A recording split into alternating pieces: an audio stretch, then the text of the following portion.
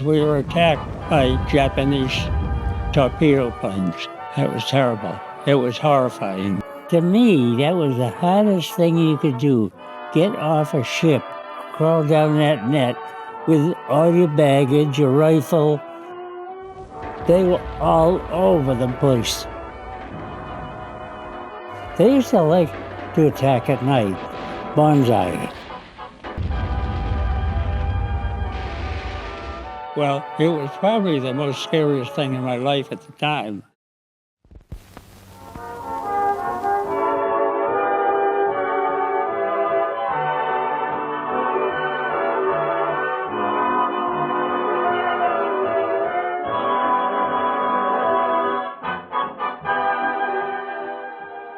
I'm Fearon.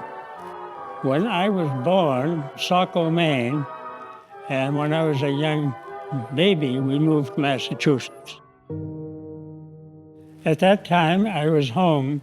I don't recall what I was doing, but we had an old radio, and the announcement came on that the Japanese had invaded Hawaii. I was working in a machine shop at the time, and two of my buddies said that they were going to join. So we all went down to the recruiting office, the three of us. Parris Island, South Carolina. Terrible. It was in May, and it was hot. The insects were bad, and the instructor, of course, you've heard about them, made you miserable. How to use a rifle. They showed us how to train if somebody comes at you with a bayonet.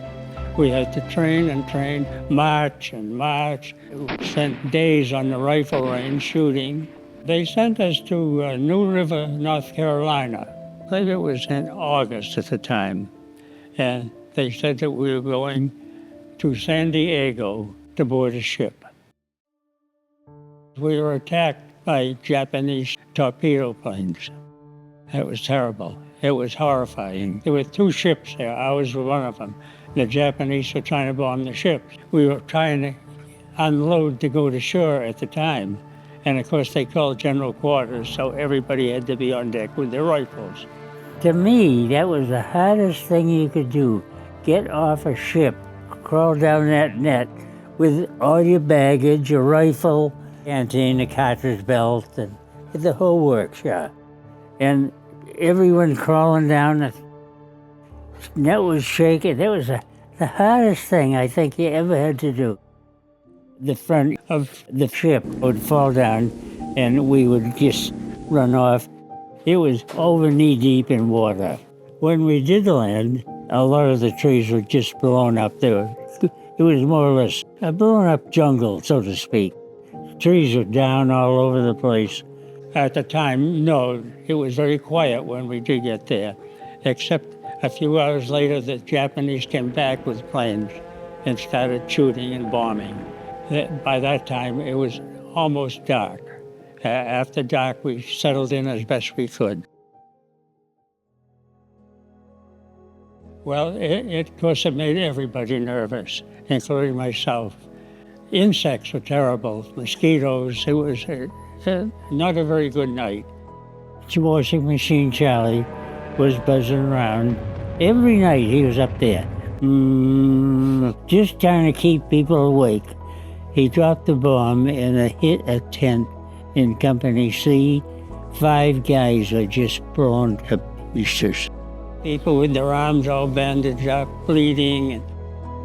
I was in the 1st Marine Division, 1st Separate Aviation Engineers, Company B. Well, actually, I was an electrician, and we just set up lines from the front of the battle area to the home seat headquarters. And at the time, we were in charge of maintaining the airport at Henderson Field.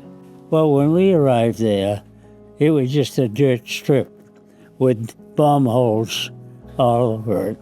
We had, construction vehicles, bulldozers and such, and we had to keep it leveled off as best we could.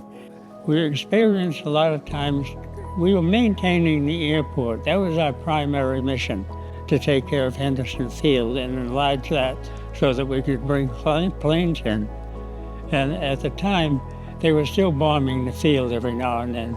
As soon as they made a hole with the bomb, we'd have to go fill it in, even it out, straighten the airport so planes could land. There was an awful rage up top. They were all fighting Japs, with the Hellcats, and the Japs, Mitsubishis, were fighting. One guy was shot down, an American.